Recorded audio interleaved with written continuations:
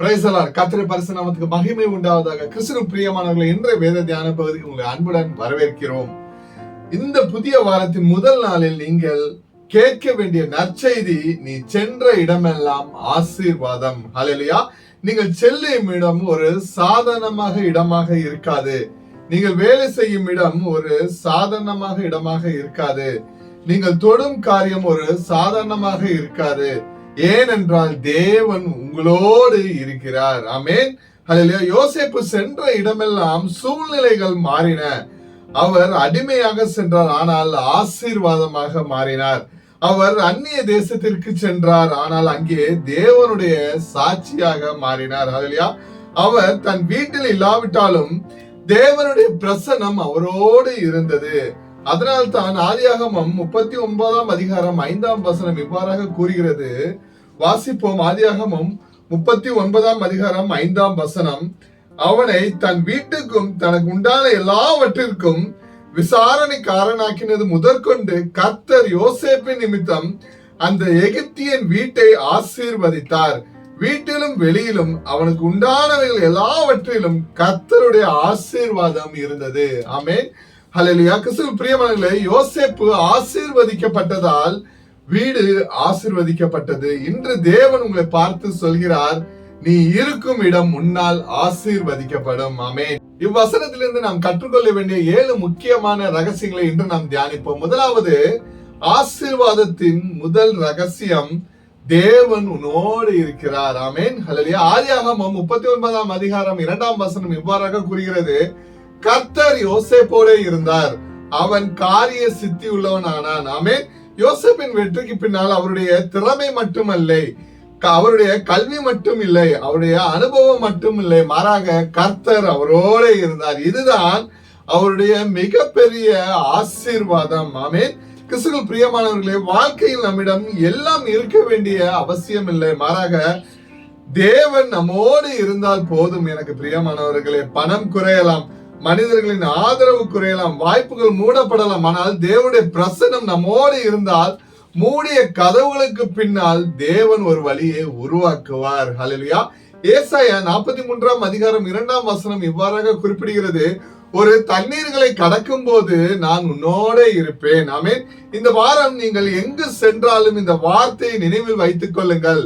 நான் தனியாக இல்லை, கர்த்தர் என்னோடு இருக்கிறார். ஆமென். ஹல்லேலூயா. இரண்டாவதாக, யோசேப்பு சென்ற இடம் ஆசீர்வதிக்கப்பட்டது. ஆதியாகமம் 39 அதிகாரம் 5 வசனத்தில் ஒரு ஆச்சரியமான உண்மை இருக்கிறது. யோசேப்பு மட்டும் ஆசீர்வதிக்கப்படவில்லை, யோசேப்பின் நிமித்தம் அவனுடைய எஜமானுடைய வீடும் ஆசீர்வதிக்கப்பட்டது. ஆமென்.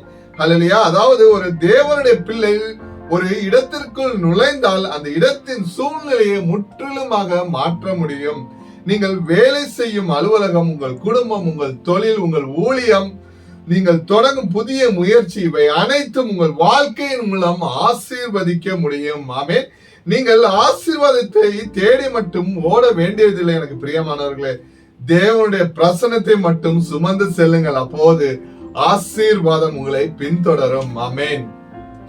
மூன்றாவதாக, உங்கள் சூழ்நிலை உங்கள் எதிர்காலத்தை தீர்மானிக்காது. யோசேப்பின் சூழ்நிலை எப்படி இருந்தது?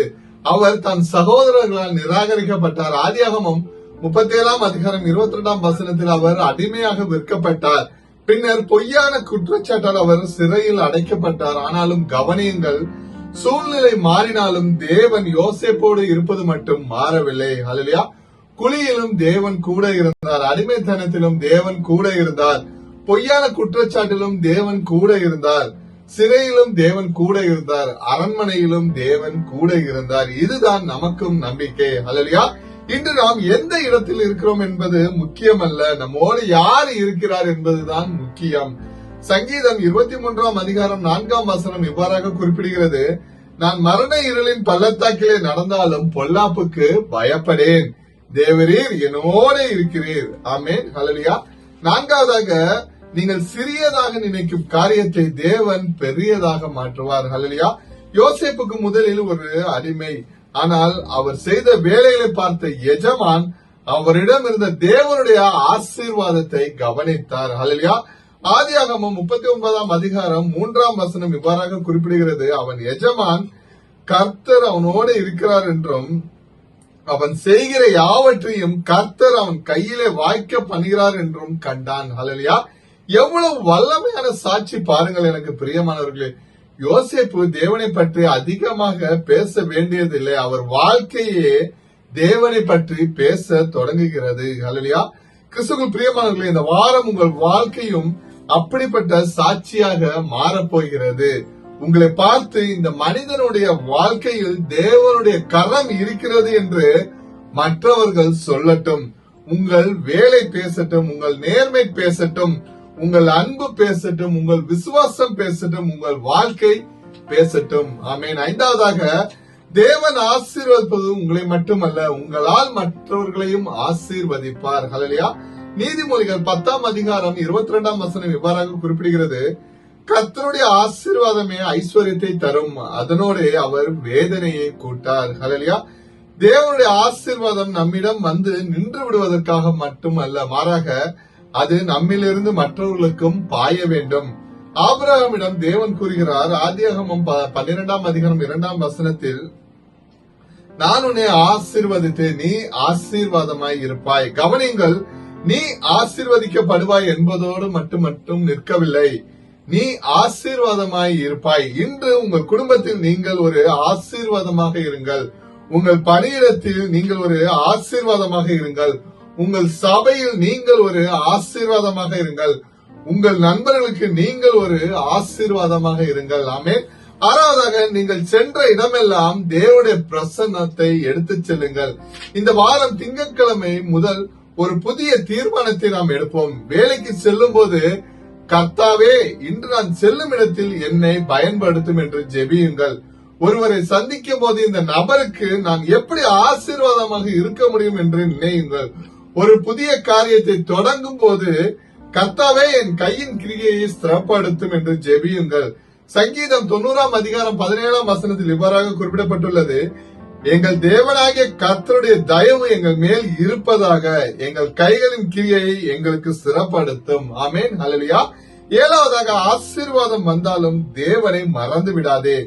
யோசேப்பின் வாழ்க்கையில் ஒரு முக்கியமான விஷயம், அவர் உயர்ந்த போதும் தேவனை மறக்கவில்லை. சிறையில் இருந்த போது தேவன் அவரோடு இருந்தார், அரண்மனைக்கு சென்ற போதும் தேவன் அவரோடு இருந்தார். ஆனால் அவர் ஆசீர்வாதத்தை பெற்றுக் கொள்ளும் போது அகந்தை கொள்ளவில்லை. எனக்கு பிரியமானவர்களே, உபாகமம் 8ஆம் அதிகாரம் 18ஆம் வசனம் இவ்வாறாக குறிப்பிடுகிறது, உன் தேவனாகிய கர்த்தரையே நினைத்துக்கொள், ஐஸ்வர்யத்தை சம்பாதிக்கும்படி உனக்கு பலனை கொடுக்கிறவர் அவரே. ஹல்லேலூயா. இந்த வாரம் ஆசீர்வாதம் வந்தால் தேவனுக்கு நன்றி சொல்லுங்கள். வாய்ப்பு கிடைத்தால் தேவனுக்கு மகிமை கொடுங்கள். வெற்றி கிடைத்தால் இது கர்த்தருடைய கிருபை என்று சொல்லுங்கள். ஆமென். இந்த வாரத்தை பற்றி நான் உங்களிடம் விசுவாசத்தோடு சொல்ல விரும்புகிறேன். நீ சென்ற இடமெல்லாம் தேவனுடைய பிரசன்னம் உன்னோடு செல்லட்டும். நீ தொடும் காரியங்களில் தேவனுடைய கிருபை வெளிப்படட்டும். உன் வீட்டில் சமாதானம் பெருகட்டும். உன் கைகளின் கிரியைகள் ஆசீர்வதிக்கப்படட்டும். உன் பணியிடம் உன் நிமித்தம் ஆசீர்வதிக்கப்படட்டும். மூடிய கதவுகள் தேவனுடைய நேரத்தில் திறக்கப்படட்டும். உன்னை பார்த்து மற்றவர்கள் தேவனுடைய நன்மையை காணட்டும். உன் வாழ்க்கை மற்றவர்களுக்கு ஒரு ஆசீர்வாதமாக மாறட்டும். நான் ஆசீர்வாதமாக இருப்பேன். யோசேப்பு சென்ற இடம் மாறியது. ஏனென்றால் யோசேப்புக்கு மட்டும் அங்கே செல்லவில்லை, தேவனுடைய பிரசன்னமும் அவரோடு கூட சென்றது. கிறிஸ்துவுக்குள் பிரியமானவர்களே, இந்த வாரம் நீங்கள் ஒரு சாதாரண மனிதராக செல்ல வேண்டாம். தேவனுடைய பிரசன்னத்தை சுமந்து செல்லுங்கள். உங்கள் வீட்டிற்குள் நீங்கள் செல்லும் போது ஆசீர்வாதம் செல்லட்டும். உங்கள் அலுவலகத்துக்கு நீங்கள் செல்லும் பொழுது கிருபை செல்லட்டும். உங்கள் தொழில்களுக்கு நீங்கள் செல்லும் பொழுது தேவனுடைய கை செல்லட்டும். உங்கள் குடும்பத்திற்குள் செல்லும் போது சமாதானம் செல்லட்டும். நீங்கள் சென்ற இடமெல்லாம் ஆசீர்வாதம் உங்களை பின்தொடரட்டும். ஆமென். ஹல்லேலூயா. நாம் இருக்கும் இடத்திலே இந்த வார்த்தைகளை விசுவாசத்தோட சொல்லி ஒன்றாக கண்களை மூடி தேவ பிரசன்னத்தை உணர்ந்து ஜெபிப்போமா. அன்பின் பிதாவே, பரலோக தேவனே, இந்த காணொலியை பார்த்து கொண்டிருக்கும் ஒவ்வொரு பிள்ளைகளுக்காக நாங்கள் ஜெபிக்கிறோம் ஐயா. இந்த புதிய வாரத்திற்காக உங்களுக்கு நன்றி செலுத்துகிறோம். யோசேப்போல இருந்தது போல எங்களோடும் இருப்பீராக. நாங்கள் செல்லும் ஒவ்வொரு இடத்திலும் ஒரு பிரசனம் எங்களோடு செல்லட்டும் ஐயா. எங்கள் வீடு ஆசீர்வதிக்கப்படட்டும், எங்கள் குடும்பம் ஆசீர்வதிக்கப்படட்டும், எங்கள் வேலை ஆசீர்வதிக்கப்படட்டும், எங்கள் கைகளின் கிரிகைகளை நீர் ஆசீர்வதிப்பீராக. நாங்கள் செல்லும் இடமெல்லாம் எங்களின் நிமித்தம் மற்றவர்களும் ஆசீர்வதிக்கப்படட்டும். மூடிய கதவுகள் திறக்கட்டும் ஐயா. எங்களுக்கான சரியான கதவுகளை நீர் திறந்தருள்வீராக. எதிர்பாராத இடங்களிலும் உமது கிருபை வெளிப்படட்டும் அப்பா. இந்த வாரம் எங்களை பார்த்து மற்றவர்கள் கர்த்தர் இவர்களோடு இருக்கிறார் என்று சொல்லக்கூடிய சாட்சியை நீ தருவீராக. எங்கள் வாழ்க்கை ஆசீர்வாதமாக மாறட்டும், எங்கள் வீடு ஆசீர்வாதமாக மாறட்டும், எங்கள் வேலை ஆசீர்வாதமாக மாறட்டும், எங்கள் வார்த்தைகள் ஆசீர்வாதமாக மாறட்டும், எங்கள் கைகளை நீர் ஆசீர்வாதமாக மாற்றுவீராக. ஆதியாகமம் 39 அதிகாரம் 5ஆம் வசனத்தின்படி எங்களை நிமித்தம் எங்களை சுற்றியுள்ள இடங்கள் ஆசீர்வதிக்கப்படட்டும் அப்பா. இயேசுவின் நாமத்தினால் ஜெபிக்கிறோம் ஜீவன் நல்ல தகப்பனே, ஆமென். இந்த நாளில் நாம் ஒரு உறுதிமொழி எடுப்போமா? இந்த வாரம் நான் தனியாக செல்லவில்லை, கர்த்தர் என்னோடு செல்கிறார். நான் செல்லும் இடமெல்லாம் அவருடைய கிருபை செல்லும். நான் தொடும் காரியங்கள் ஆசீர்வதிக்கப்படும், என் குடும்பம் ஆசீர்வதிக்கப்படும், என் வேலை ஆசீர்வதிக்கப்படும், என் வாழ்க்கை மற்றவர்களுக்கு ஒரு ஆசீர்வாதமாக இருக்கும். ஆமென். இந்த நற்செய்தி உங்களுக்கு ஆசீர்வாதமாக இருக்கும் என்று கர்த்தருக்குள் நான் விசுவாசிக்கிறேன். தினமும் தேவனுடைய வார்த்தையை கேட்டு உங்கள் ஆவிக்குரிய வாழ்க்கையில் வளர எங்களோடு இணைந்திருங்கள். லைக் பண்ணுங்க, மற்றவங்களுக்கு ஷேர் பண்ணுங்க. இது போன்ற தேவ நற்செய்தியை தொடர்ந்து பெற எங்கள் சேனல்களை மறக்காம சப்ஸ்கிரைப் செய்து கொள்ளுங்கள். கர்த்தர் தாமே உங்களை ஆசீர்வதிப்பாராக. God bless you.